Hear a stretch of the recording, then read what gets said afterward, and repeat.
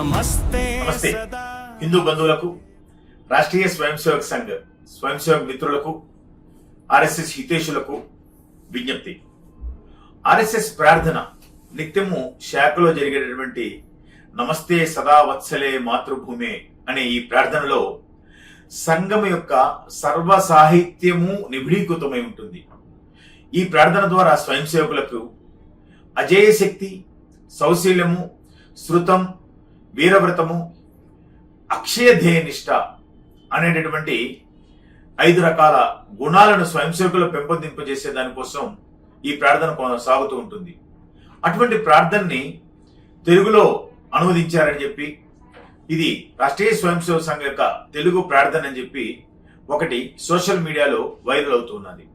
దీనికి ఆర్ఎస్ఎస్ కి ఎటువంటి సంబంధం లేదు. ఆ తెలుగు ప్రార్థనని చెప్పబడుతున్న ప్రార్థనలో అర్థము గాని, దానిని చిత్రీకరించడానికి వాడినటువంటి ఫోటోలు గాని, వీడియో క్లిప్పింగ్లు గాని పూర్తిగా సంఘానికి సంబంధించింది కాదు. కాబట్టి ఇది ఎవరో ఉద్దేశపూర్వకంగానో లేక అత్యుత్సాహంతోనో చేసిన పనిగా మేము భావిస్తూ ఉన్నాము. ఎవరు కూడా దీన్ని ఫార్వర్డ్ చేయొద్దు, దీనికి ప్రాచుర్యం కల్పివద్దు.